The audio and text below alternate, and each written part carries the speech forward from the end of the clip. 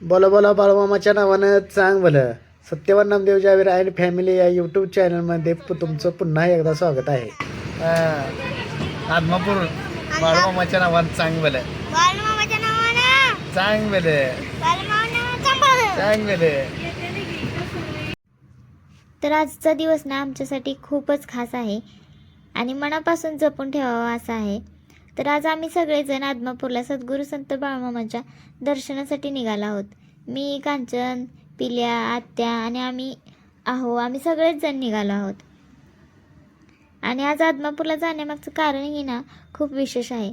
कारण आपण फक्त बाळमामांचं दर्शन घेण्यासाठी जात नाही आहे, तर बाळमामांच्या ना रणखांबाचं दर्शन घेण्यासाठी देखील जाणार आहोत. श्रावण महिना म्हटलं की भक्तीचा, श्रद्धेचा आणि देवदर्शनाचा एक वेगळाच उत्साह मनामध्ये निर्माण होतो. आणि बाळमामा हे साक्षात शंकराचा अवतार आहेत. त्यामुळे ना श्रावण महिन्यात आदमापूरमध्ये मोठ्या संख्येने भाविक दर्शनासाठी येत असतात. आज आम्हालाही हा पवित्र अनुभव घेण्याची संधी मिळते, त्यामुळे ना मनामध्ये एक वेगळीच उत्सुकता आहे. तर मंडळी, आता आमचा प्रवास सुरू झाला आहे. तर गाडीमध्ये सगळ्यांचा उत्साह ना बघण्यासारखा आहे. म्हणजे चाललंय कुणाचं काय. आणि राहुल आम्हाला सोडायला आले होते. बस जायला अजून वेळ होता, तर आम्ही त्यांना देखील चला म्हणत होतो, पण त्यांना सुट्टी नव्हती, त्यामुळे ते आले नाहीत. तर ना देवदर्शनाचा प्रवास हा फक्त एका ठिकाणाहून दुसऱ्या ठिकाणी जाण्याचा प्रवास नसतो. त्या प्रवासात ना एक वेगळी आणि सकारात्मक ऊर्जा जाणवत असते. आणि आज तर ना आमच्यासाठी खूप विशेष होतं. म्हणजे आम्हाला ना बाळमामांनी जो रोवलेला रणखांब आहे ना, त्या रणखांबाचं दर्शन घ्यायचं होतं. वर्षभर ना यासाठी ना खूप भाविक वाट बघत असतात. तसंच आमचं देखील आहे. त्यामुळे ना खूप आम्ही उत्सुक होतो तो बघण्यासाठी. आणि आदमापूरला जाण्यासाठी ना सांगलीमधून बस पकडून ना आम्ही कोल्हापूरला आलो होतो. तर बघू शकताय, सध्या आपण कोल्हापूरमध्ये आहोत. आणि ह्याच्यावरून तर तुम्हाला समजलंच असेल की आपण कोल्हापूरमध्ये आलो आहोत.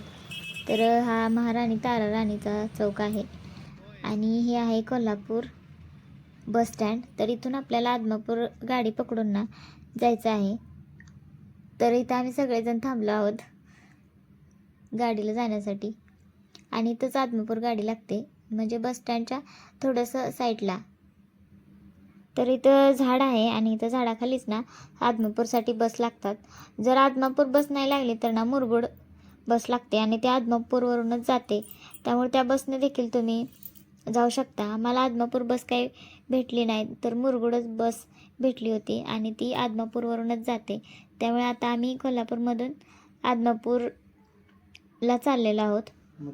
तसं तर ना तुम्ही ना गारगोटीच्या बसने देखील जाऊ शकता.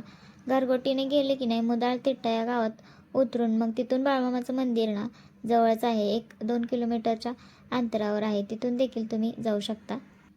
तर आता मंडळी, आपण पोचलो आहोत आदमापूरमध्ये. तर इथे आल्यानंतर ना आजूबाजूला दिसणारी भक्तांची गर्दी, मंदिराचा परिसर, वातावरणात जाणवणारी भक्तीची ऊर्जा, हे सगळं पाहिलं की नाही मन आपोआप शांत होतं. सगळीकडे बाळमामांच्या जयघोषाने वातावरण भक्तिमय झालेलं आहे. आणि आता आम्ही बाळमामांच्या दर्शनासाठी निघालो आहोत. बघू शकताय तुम्ही इथं ना म्हणजे असं विशेष यात्रा काय नाही.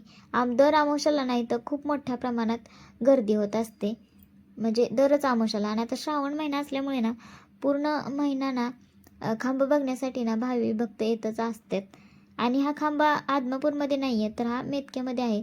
तर सुरुवातीला आपल्याला आदमापूरला यावं लागतं आणि तिथून पुढे मग इथून वडापने किंवा गाडीने आपण जाऊ शकतो तिकडे मेतक्याला. आता आम्ही बाळमामांच्या दर्शनासाठी पुढे जात आहोत आणि ही दर्शन रांग आहे दर्शनासाठीची. मनात एकच प्रार्थना आहे, बाळमामा आमच्यावर ना आणि आमच्या संपूर्ण परिवारावर तुमची कृपादृष्टी कायम राहू द्या. सर्वांना सुख, समाधान, आरोग्य आणि चांगलं आयुष्य द्या. तसं तर ना गर्दी बऱ्यापैकी होती, जास्त म्हणजे अमावस्येपेक्षा जरा कमीच होती, पण भरपूर होती. आणि आम्ही लाईनमध्ये उभं राहून ना दर्शन घेतलं. आणि बघू शकताय इथं ना कौल लावला जातो रुपयाचा आणि हे मंदिराचा परिसर आहे. एकदम शांतता आणि प्रसन्नता होती या पूर्ण वातावरणामध्ये. एवढी गर्दी गोंधळ होता ना तरीसुद्धा ना एकदम छान वाटत होतं. आणि सगळीकडे ना बाळमामाचा जयघोष चालू होता. आणि बरेच जण तिथं पेढे वाटत होते. कोणाचं नवस पूर्ण केलं की नाही बाळूमामांच्या आवारात ना पेढे वाटले जातात. तर एक पेढा संपूस तर एक जण, एक पेढा संपूस तर एक जण, असे बरेच जण पेढे वगैरे वाटत होते, ज्यांची मनोकामना ना बाळूमामांनी पूर्ण केलेली आहे. तसेच इथं ना कौल देखील लावत होते, ज्यांच्या काही मनोकामना पूर्ण व्हायच्या आहेत, कोणाच्या इच्छा अपेक्षा, तर त्या देखील ते मामांना विचारत होते आणि इथं कौल लावला जात होता, बघू शकताय तुम्ही. आणि हा मंदिराचा ना परिसर आहे. तर एक वेळ ना तुम्ही देखील या मंदिराला ना अवश्य भेट द्या. एकदम सुंदर आणि छान आहे. आणि आता इथलं दर्शन घेतल्यानंतर आता आपण इथून जाणार आहोत मेतक्याला. मेतके म्हणजे ना बाळूमामांची सासरवाडी आहे. तर तिकडेच आता आपण चाललेलो आहेत. तर मेतक्यामध्ये ना बाळूमामांनी ना रणखांब रोवलेला आहे. तर त्यांनी असं सांगितले, एक खांब कैलासात आणि दुसरा खांब मेतक्यात, याशिवाय तिसरा खांब होणे नाही. तर या श्रद्धेशी जोडलेली जागा ना भाविकांसाठी अतिशय महत्त्वाची मानली जाते. म्हणूनच आज प्रत्यक्ष या रणखांबाचे दर्शन घेता येणार आहे. ही भावना ना आमच्या मनाला खूप समाधान देणारे आहे. आणि रणखांब ना फक्त श्रावण महिन्यात वर्षातून एकदाच खुला होतो.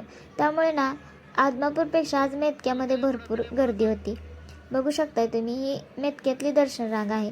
आदमापूरमधलं आपल्याला दर्शन लवकर झालं होतं, पण या लाईनमध्ये ना खूप वेळ लागला. आणि नंतर मग आम्ही लाईनमध्ये उभा राहून ना दर्शन घेतलं. खरं तर आज आम्हाला ना रणखांबाचं दर्शन घेण्याचं भाग्य मिळालं. त्यामुळे ना बाळूमामांच्या म्हणजे भक्तीची, श्रद्धेची अजून एक छान अशी प्रचिती आली. तर इथे आल्यानंतर ना असं जाणवते की नाही, श्रद्धा ही प्रत्येक व्यक्तीसाठी वेगळी असते.